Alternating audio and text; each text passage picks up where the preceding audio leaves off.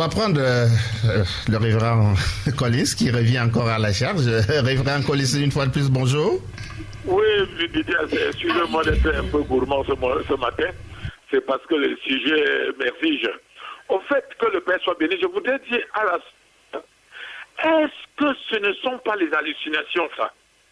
Parce que la réussite que nous-mêmes, nous connaissons, c'est de se mettre au service de ses talents. Les gens ne réussissent pas pourquoi du diable. Si quand tu as le don peut-être pour élever les animaux, tu peux voir par exemple le docteur qui a mis le truc sur la tête, tu laisses ton talent pour aller ailleurs. Nous tous, nous avons des talents. Pas les mêmes. Mais les gens échouent parce qu'ils ne sont pas... pour ne pas me répéter, pour dire que quoi, je voudrais dire que... Je voudrais finir en disant que, au fait, la sorcellerie, c'est qu'elle est en train de réussir la sorcellerie. Il ne faut pas croire qu'avec la magie, vous pouvez réussir. Vous laissez lever et dire au miroir que je suis beau, les incantations. Ça, c'est les hallucinations. Je finis en disant qu'en réalité, craindre Dieu. Quand tu crains Dieu, tu fais du diable. Que Dieu vous bénisse. Et à demain, si le roi le permet. Je souhaite aussi que Dieu vous inspire dans toutes vos interventions, qu'elles soient toujours des interventions de très haute qualité. Je ne savais pas que c'était un révérend, mais visiblement, ce révérend a pas mal d'hallucinations lui-même. Bon, je vais vous répondre, révérend, faisons simple. Jésus a marché sur l'eau. Jésus est un sorcier. Il a marché sur l'eau. Jésus a fait 40 jours et 40 nuits sans manger. Est-ce que c'est un sorcier? Mais vous répondez que c'était le Fils de Dieu. On est tous les enfants de Dieu. Donc, qu'est-ce qu'il veut dire, le révérend? Que nous ne sommes pas des enfants de Dieu? Qu'il ne l'est pas? Et quand il parle de talent, vous êtes hors sujet, révérend, parce que là, on parle de la réussite. La réussite, ça veut dire que qu'importe le talent que vous avez, vous ne pouvez pas manifester votre talent si vous n'êtes pas conscient de votre talent. Vous ne pouvez pas être conscient de votre talent si vous n'êtes pas conscient de qui vous êtes. Vous ne pouvez pas être conscient de qui vous êtes si vous n'avez pas des principes de vie que vous respectez. Et vous ne pouvez respecter aucun principe de vie, mon révérend, si vous ne savez pas que vous êtes fait à l'image de Dieu. Donc, je ne sais pas, vous êtes le révérend de quelle église, je n'en sais rien, mais excusez-moi de vous dire une chose. Je crois en Dieu et tout être humain qui croit en Dieu doit savoir que la réussite lui est acquise et qu'il ne peut rien échouer parce qu'il est fait à l'image de Dieu. Et si vous, révérend, vous ne pouvez pas comprendre ça, alors je suis désolé, arrêtez d'officier et revenez un être humain normal et apprenez à respecter et à croire en votre Dieu. Ça ferait du bien à vos fidèles, révérend. Voilà pourquoi CRTV m'accompagne est une émission pleine de charme parce qu'ici on accepte toutes les opinions contraires. Marie-Madeleine Nouga. Oui, c'est vrai qu'elle a répondu déjà en partie à ma question. Maître, vous disiez tout à l'heure qu'il y avait des règles qui permettaient d'aller vite dans la vie. Mais il y en a qui n'attendent que le Père Noël. Et souvent, ça a marché. Mais quand quelqu'un, c'est ce que je disais tout à l'heure, c'est dans la tête, c'est le mental. C'est la force de la conviction. On peut appeler ça foi. Bon, quand quelqu'un croit, Dieu comme fer, que sa vie va prendre une certaine direction et qu'il n'admet aucun doute dans sa pensée, oui, ça marche. Effectivement. Mais comme je disais, les principes sont faits pour quoi? Les principes sont faits pour convaincre le mental qu'on peut y arriver. C'est pour ça qu'on les reproduit sans cesse. Et c'est bien ce qu'il faut comprendre.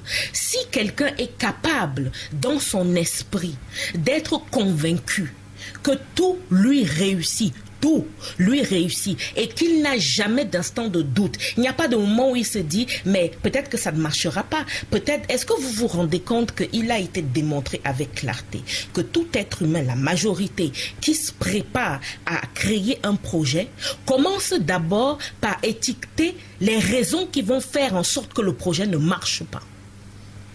Vous réalisez ce que ça veut dire dans le mental de quelqu'un? Quand vous commencez à voir ce qui va faire en sorte que ça ne marche pas, comment vous voulez que ça marche? Puisque effectivement, qu'est-ce que la Bible nous enseigne? La Bible nous enseigne que croire sans doute c'est arriver à la réalisation de tout ce que nous mettons en place. Donc, effectivement, ce que l'homme doit combattre, ce sont les idées contradictoires à ce qu'il veut.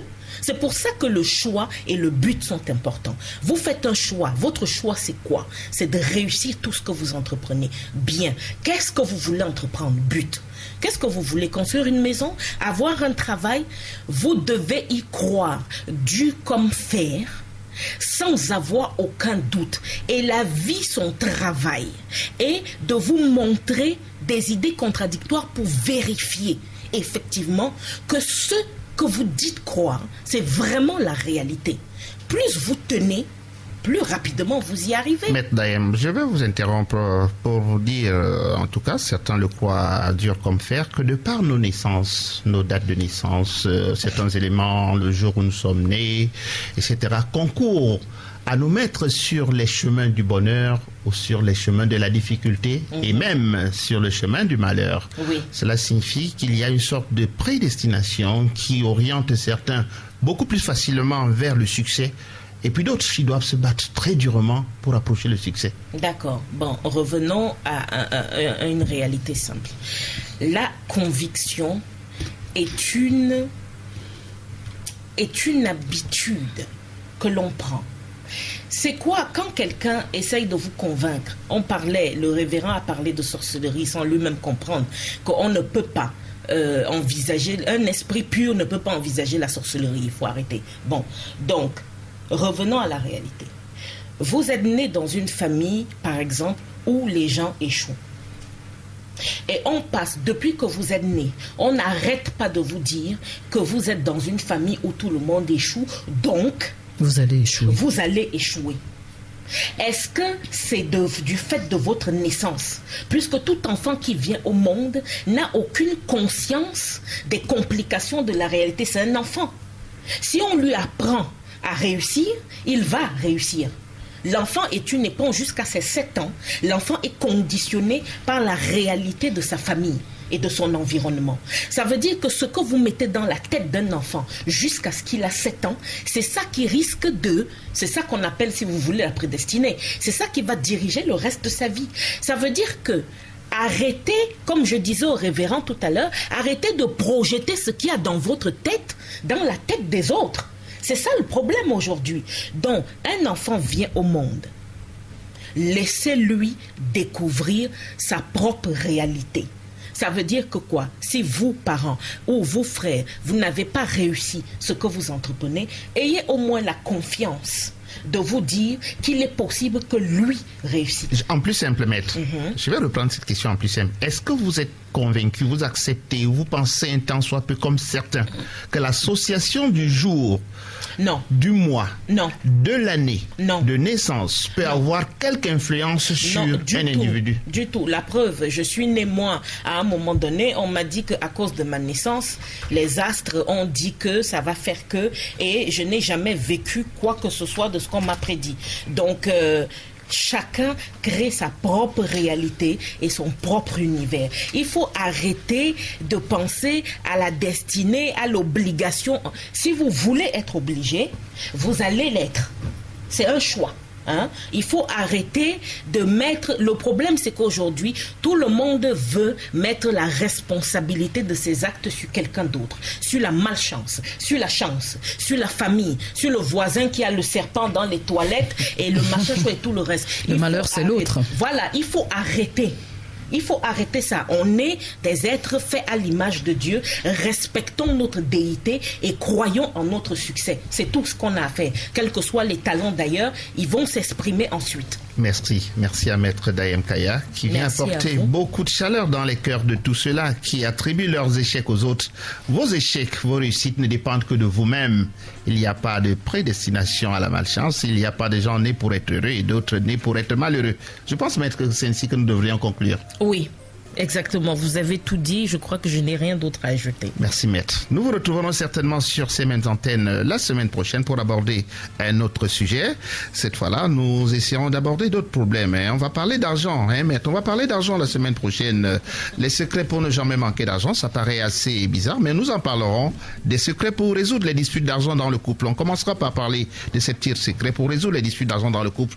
Merci à maître pour votre disponibilité. Merci. Pendant que vous êtes au Cameroun. Vous y êtes encore pour combien de temps? Je suis encore là jusqu'au 8 août, mais j'ai une annonce qui va vous intéresser. Avec des gens comme le révérend, j'ai décidé de passer beaucoup plus de temps dans ce pays. Et je pense même que je vais m'y installer à un moment donné parce que il faut rappeler la réalité à des gens comme monsieur le révérend. Merci à maître Dayenka. C'était CRTV m'accompagne, deuxième édition de la semaine. Mesdames, messieurs, merci pour vos différentes contributions. Restez à l'écoute de ce programme. Restez à l'écoute des programmes du Poste national de la CRTV. Restez au cœur de la nation.